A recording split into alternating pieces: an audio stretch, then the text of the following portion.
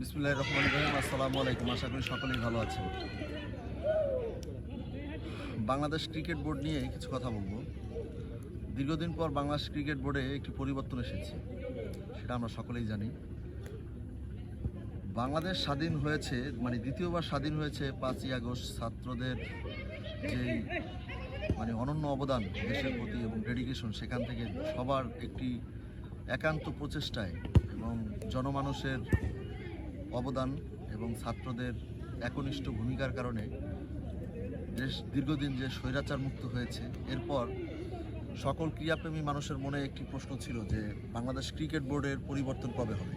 বিশেষ করে নাজমুল হোসেন পাপনের নেতৃত্বে যেই বিসিবির যেই ক্রীড়া বোর্ডটি রয়েছে, সেই বোর্ডটির তো সেখান থেকে আমার মনে হলো যে আজ 21শে আগস্ট সম্ভবত আজকেই বাংলাদেশ ক্রিকেট বোর্ড প্রকৃত স্বাধীনতা অর্জন করেছে। কারণ দীর্ঘ এক যুগের নাজমুল হোসেন পাপনের একচ্ছত্র আধিপত্য এবং তার যে নিজস্ব একটি বলয়, সেখানে নিজের লোকজনদেরকে বিভিন্নভাবে সুযোগ সুবিধা দিয়ে তাদের যেই অবদান, সেখান থেকে বাংলাদেশ ক্রিকেট বোর্ড এখন স্বাধীনতার মুখ দেখেছে। তো এখানে ফারুক সাহেব, তিনি সম্ভবত এবং তিনি বিসিবির সভাপতি হয়েছেন। ফারুক সাহেব অত্যন্ত বিচক্ষণ একজন লোক। তিনি দীর্ঘদিন নির্বাচকের দায়িত্ব পালন করেছেন। এরপর সাবেক বাংলাদেশ ক্রিকেটার এবং এরপর তিনি বাংলাদেশের নির্বাচক ছিলেন। পরবর্তীতে বোর্ডের সাথে এই পাপনের যে বোর্ড, এই বোর্ডের সাথে তার বোঝাপড়া হয়নি। পরবর্তীতে তিনি স্বেচ্ছায় তার দায়িত্ব ছেড়ে দেন।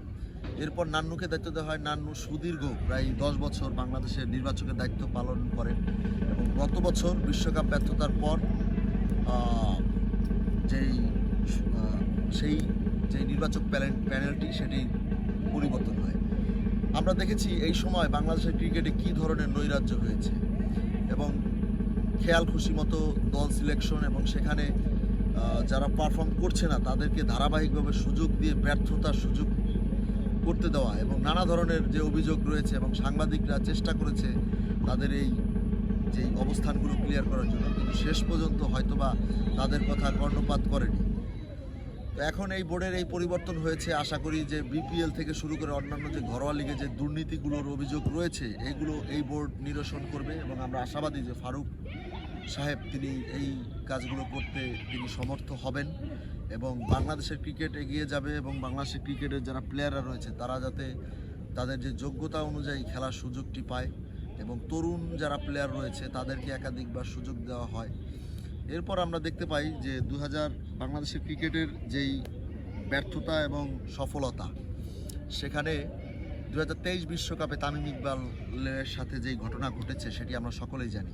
তো আমাদের এখন সকলের এই দাবি যে তামিম ইকবালকে বাংলাদেশ টিমে ফিরিয়ে আনা হোক এবং তার যেই যোগ্য সম্মান সেটি তাকে দেওয়া হোক এবং আমি আশাবাদী যে এই বোর্ড সেটি পারবে। এবং সাম্প্রতিক সময়ে আমরা যে ক্রীড়া মন্ত্রণালয়ের যে ভূমিকা আমরা দেখেছি, সেখানে আমাদের তাই মনে হয়েছে। তো এই ছিল মোটামুটি এই ভিডিওর উদ্দেশ্য, যে বাংলাদেশ স্বাধীন হয়েছে সম্ভবত 5ই আগস্ট দ্বিতীয়বার, আর ক্রিকেট বোর্ড স্বাধীন হলো এই 21 তারিখ। ধন্যবাদ, ভালো থাকবেন। আসসালামু আলাইকুম।